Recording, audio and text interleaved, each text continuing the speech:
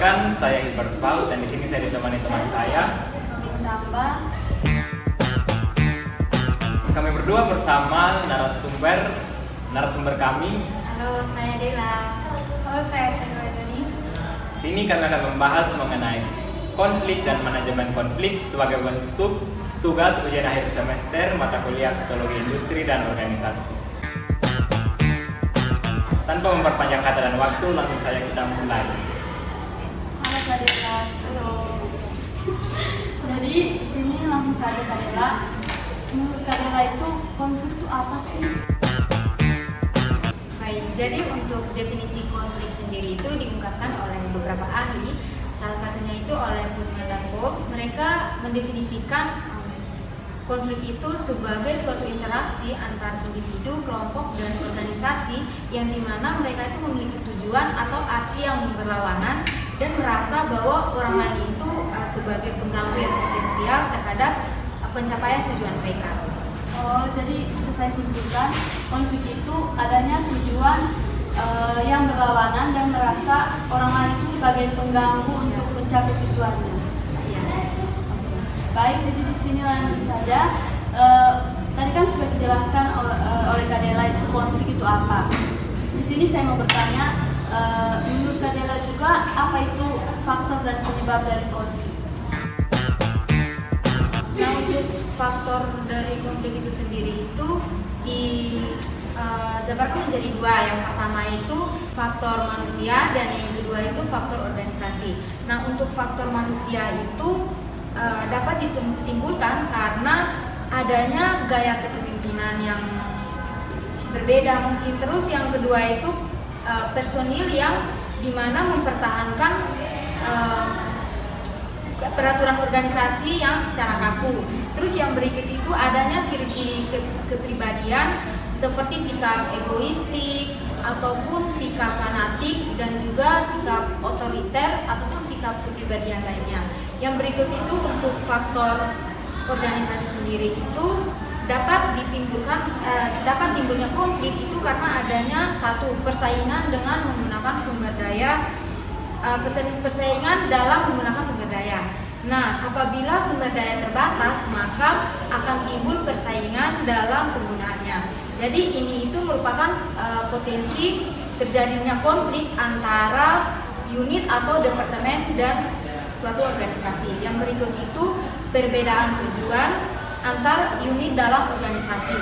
Nah, tiap-tiap unit dalam suatu organisasi itu di mana mereka itu mempunyai spesialis dalam fungsi, tugas, dan juga bidangnya. Jadi perbedaan ini sering mengarah pada konflik minat antar unit tersebut. Yang berikut itu interdependensi tugas, di mana konflik terjadi karena adanya saling ketergantungan satu kelompok dengan kelompok lainnya. Jadi kelompok yang satu tidak dapat bekerja karena menunggu hasil kerja dari kelompok yang lain. Yang berikut itu perbedaan nilai dan persepsi, kemudian adanya kekaburan yurisdiksional. Yang berikut masalah status dalam organisasi. Oke, baik, terima kasih Kak Dela. Jadi tadi sudah dijelaskan oleh Kak Dela bahwa ada banyak faktor dari konflik. Di sini ada dua, yaitu dari manusia dan organisasi. Selanjutnya penyebab konflik bisa dijawab oleh Kak Dela. Baik, di sini penyebab konflik itu ada beberapa teori utama yang menjadi penyebab. Yang pertama itu teori kebutuhan manusia. Jadi teori ini disebabkan oleh kebutuhan manusia, yaitu fisik, mental, dan sosial yang terpenuhi atau dihalangi. Terus yang kedua itu teori identitas, yang dimana disebabkan oleh identitas yang terancam yang berakar dari hilangnya suatu atau penderita di masa lalu. Terus yang ketiga itu teori hubungan masyarakat. Teori hubungan masyarakat itu disebabkan oleh polarisasi yang terus terjadi. Terus yang keempat itu teori kesalahpahaman antara budaya, yaitu disebabkan karena ketidakcocokan antara cara-cara komunikasi di antara berbagai budaya di Indonesia. Yang kelima itu teori transformasi konflik yang disebabkan oleh masalah-masalah ketidaksetaraan dan ketidakadilan yang ada di sekitar. Terus yang keenam itu negosiasi prinsip yang disebabkan oleh posisi yang tidak selera, yang perbedaan perspektif tentang konflik oleh pihak-pihak tertentu. Jadi sudah dijelaskan juga oleh Kak Sela tentang penyebab dari konflik. Di sini adakah strategi untuk mengatasi konflik tersebut menurut Kakak? Jadi menurut saya ada beberapa strategi yang perlu dilakukan. Yang pertama itu kita harus mengadakan diskusi untuk menentukan proses pengambilan keputusan. Jadi sebelum kita melakukan keputusan dalam konflik itu kita harus berdiskusi dulu. Terus yang kedua itu kita harus mendorong anggota untuk menyampaikan pendapat atau bertanya. Jadi kayak dalam satu organisasi itu supaya menghindari konflik begitu kita harus kasih ruang lah untuk mereka yang lain untuk bertanya. Terus yang ketiga itu membangun etika yang sehat dalam menyampaikan ketidaksetujuan.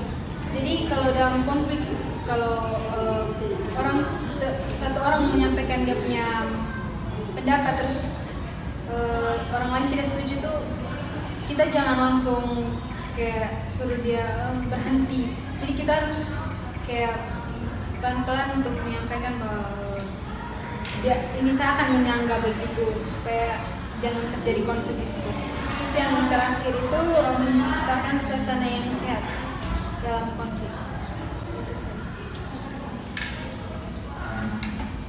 Sudah kakak jelaskan tentang apa itu konflik, dampak dan faktor penyebab konflik. Nah, apakah konflik itu punya manajemennya untuk memanajemen konflik itu menurut kakak apa sih? Baik, untuk manajemen sendiri, jadi untuk manajemen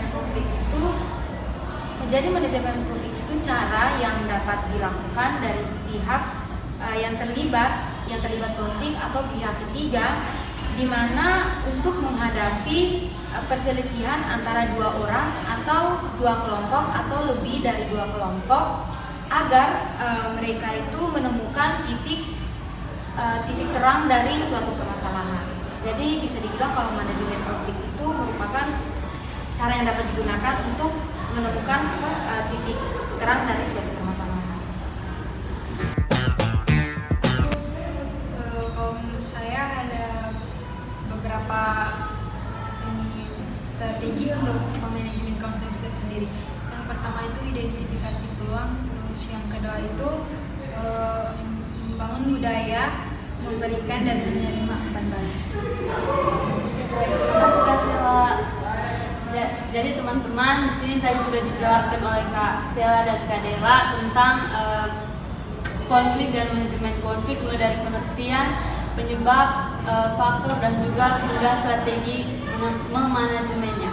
Oke teman-teman, jadi sekian dari video kami dari kelompok 12. Sekian dari kami kelompok 12. Terima kasih teman-teman. Terima kasih. Sampai jumpa.